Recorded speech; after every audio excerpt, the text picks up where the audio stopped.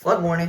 A portion of southeast Texas, including the following counties: Brazoria, Fort Bend, and Harris. Oh, they updated the fly. 11 p.m. Central Daylight Time. I was just DXing. Flooding of Now my rivers, ankle hurts. creeks, streams, and other low-lying and flood-prone locations is occurring. Areas of slow-moving or standing water expected to continue to gradually recede. Big Bertha. Additional Curse you. details at 7:55 p.m. Central Daylight Time. Doppler radar and automated rain gauges indicated heavy rain due to thunderstorms. Ah! Flooding is already occurring in the Warren area. Between 4 and 6. Is there such thing as a flood emergency?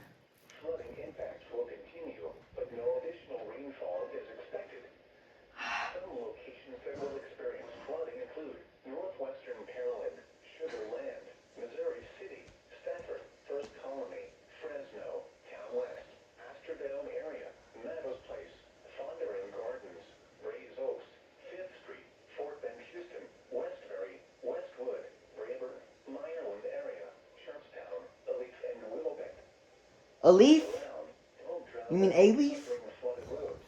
The fuck? Most of flood deaths occur in vehicles.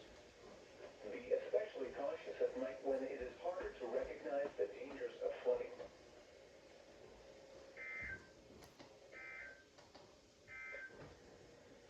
Flash flood warning is replaced by aerial flood warning for East Central, Fort Bend, and Harris counties. Wait! The heavy rain has ended, but flooding is ongoing as flood waters gradually... Are they gonna issue it? As a result, an aerial flood warning is replacing the flash flood warning. Are they gonna issue one? Please continue to heed remaining road closures. Are they gonna issue? The coastal waters forecast. We'll wait for that. Following EAS 301 secured.